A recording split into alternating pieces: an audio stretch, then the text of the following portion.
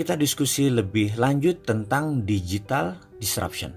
Semua hal nanti akan digantikan oleh robot.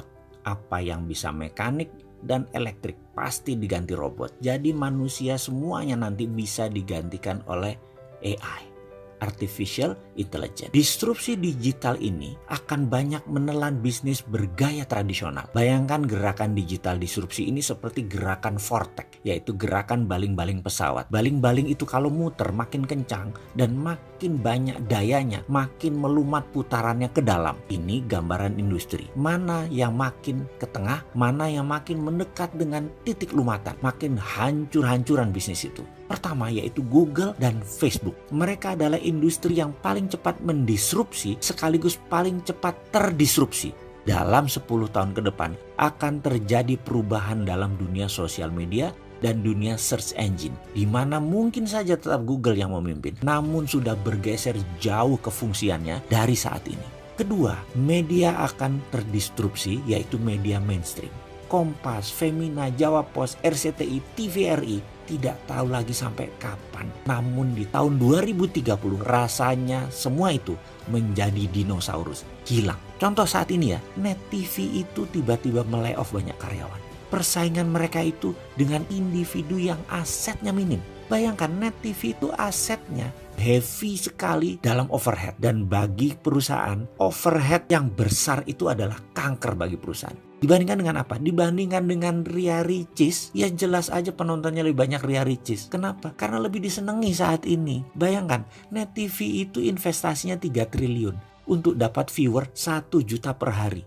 Channelnya Bosman Mardigu itu 1 juta juga viewernya per hari. Dari YouTube, IG, dan FB. Modalnya berapa? Kecil sekali. Atta Halilintar per hari itu 7 juta viewer. Deddy Corbuzier itu 6 juta viewer. Raffi dan Gigi itu 10 juta viewer per harinya. Modalnya nggak sampai semiliar. Bubrah itu semua media mainstream. Apalagi nanti waktu 5G hadir di Indonesia tahun 2020 dan 2021. Generasi milenial dan generasi Z tidak nonton TV. Nontonnya semua berbasis internet. Ketiga, apa yang terdisrupsi? Retail shop. Ramayana, Matahari, departemen store serba ada akan musnah menjadi marketplace digital jualannya. Menjadi personal bisnis itu dan menjadi direct bisnis itu. Produsen langsung ke konsumen dan konsumen langsung request ke produsen. Nggak ada lagi orang tengah, nggak ada lagi pajangan, nggak ada lagi retail shop. Keempat adalah hadirnya fintech, financial technology. Barusan kita cerita kalau banyak bank akan atau sudah mengurangi kantor cabangnya. Ini akan merubah dunia perbankan, baik dari jumlah cabang, jumlah karyawan, hingga jumlah ATM. Di tahun 2030 bahkan, dibandingkan dengan saat ini, akan tinggal 20% jumlah karyawan bank, cabang bank, dan mesin ATM. Karena semua sudah menjadi mobile. Kelima, selanjutnya, apa yang terdisrupsi? Telekomunikasi. WA itu akan melibas semuanya. Telkom akan berubah landscape-nya. Kenapa? Karena mendadak komunikasi menjadi semuanya gratis. 5G nanti bisa gratis. Dan kalau Telkom mengadopsinya telat, baru 2045, Singapura sudah mengadopsinya sekarang, maka di tahun 2021, telepon kita bisa 3. Salah satu teleponnya adalah Singtel. Karena kita nggak bisa tahan lagi, udah pakai satelit. Semua wilayah Indonesia di cover dan gratis. Mampus itu Telkom. Tapi itu adalah bisnis yang terjadi bahwa telekomunikasi akan terdisrupt kalau tidak cepat-cepat melakukan perubahan game changing. Kenapa? Karena telekomunikasi merubah dari more for less jadi more for zero. Itulah yang dilakukan oleh digital company. Mereka menghasilkan more for zero.